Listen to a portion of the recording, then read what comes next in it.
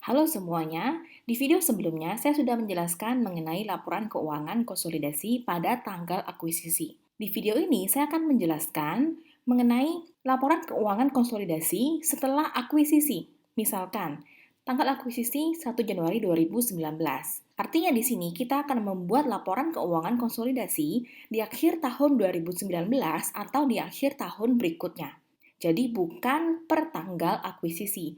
Berbeda dengan yang sebelumnya yang dibuat per tanggal akuisisi. Tapi sebelum kita masuk ke financial statement konsolidasi, saya akan menjelaskan mengenai actual entries yang dibuat oleh parent terkait dengan investasinya. Seperti yang kita ketahui bahwa parent memiliki pembukuan sendiri dan subsidiary juga memiliki pembukuan sendiri. Namun untuk keperluan konsolidasi, parent dan subsidiary akan menggabungkan item-item di laporan keuangannya. Dari tanggal akuisisi sampai dengan akhir tahun akuisisi atau akhir tahun berikutnya, parent dan subsidiary pasti akan membuat jurnal layaknya transaksi perusahaan biasa, termasuk transaksi intercompany.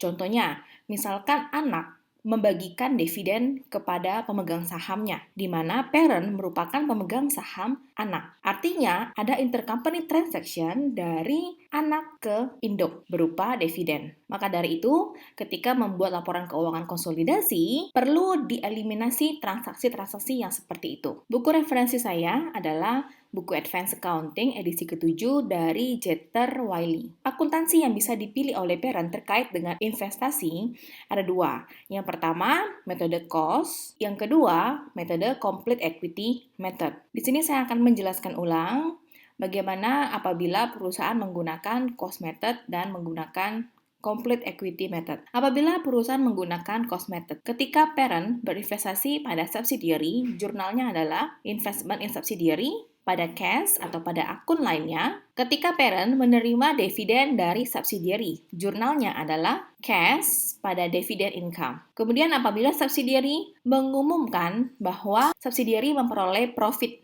atau mengalami loss, parent tidak akan membuat jurnal. Jadi terlihat di sini, nilai investment in subsidiary akan tetap sama apabila perusahaan menggunakan cost method. Berikutnya apabila parent memilih untuk menggunakan complete equity method untuk investasinya. Jurnal ketika parent berinvestasi pada S, investment in subsidiary, pada cash atau pada akun lainnya. Jurnal ini sama dengan jurnal yang dibuat apabila parent menggunakan cost method. Ketika parent menerima dividen dari subsidiary, jurnalnya cash pada investment in subsidiary. Dan ketika subsidiary mengumumkan adanya profit atau loss, parent akan membuat jurnal investment in subsidiary pada equity in subsidiary income apabila subsidiary memperoleh profit dan sebaliknya apabila subsidiary memperoleh loss. Dapat dilihat di sini, akun investment in subsidiary digunakan ketika menerima dividen dan ketika subsidiary mengumumkan profit atau loss, yang artinya saldo investment in subsidiary akan terus bergerak. Berbeda dengan cost method, untuk cost method investment in subsidiary, saldonya akan tetap sama apabila tidak ada perubahan pada investasinya. Oke, demikian materi terkait dengan actual entries yang dibuat oleh parent terkait dengan investasinya pada subsidiary. Di video berikutnya saya akan membahas